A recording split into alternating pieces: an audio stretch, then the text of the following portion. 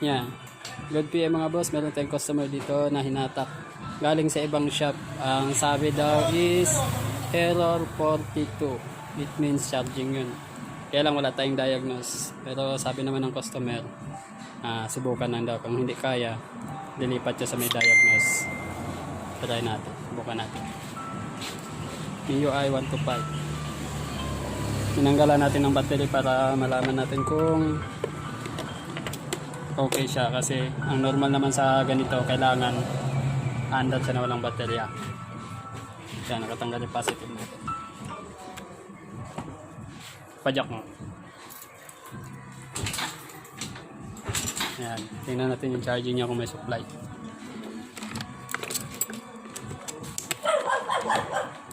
Tira. Sige. Yan, walang supply yung charging. Up. Wala. Wala. Tingnan natin yung supply ng stator. Dalawa. Okay.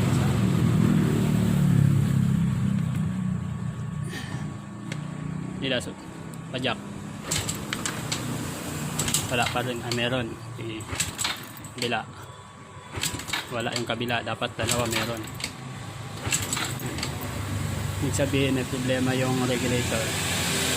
Kaya lang alam ko bago daw to, sabi nung may-ari.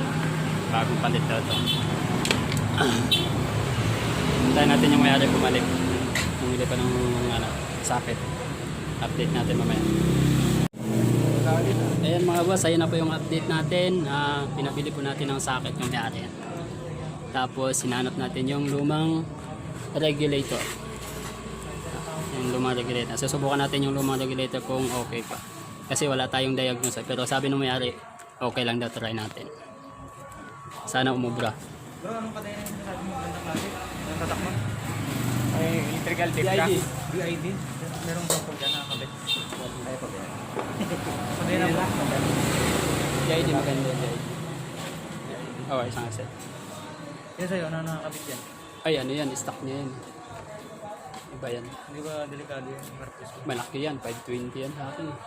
Hindi yung markers medyo delikado. Hindi naman. Hindi naman. Pati yung sprocket yung 7 BID malaki. Tatanggapin ba ng kabyan? Yung bago? Oo, basta magkasukat yung butas. Nakukuha na ano eh. Magkano kaya yun? Hindi ba ako sure kung magkano. Kung ordinary lang. Pagbiyahe-biyahe lang naman eh.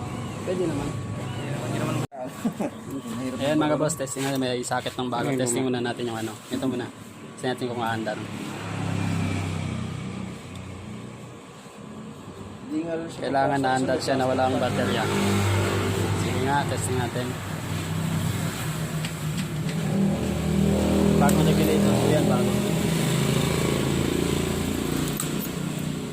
Testing naman na. Wala. Salpak natin yung bago. Salpak yung bago. Yung luma.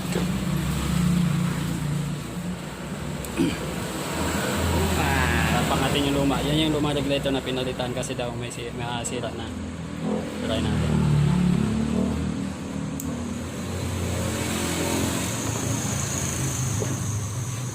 Pag ito umilaw, ibig sabihin andar. Yun. Testing. Yun oh. Nakalusot sa diagnose. Swerte ng may-ari kalusot sa diagnose Yan. Okay na po yan. Thank you. Please subscribe.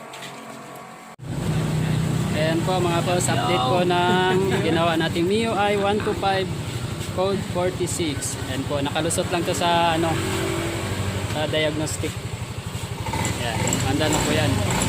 Nagcha-charge na po. Yun oh.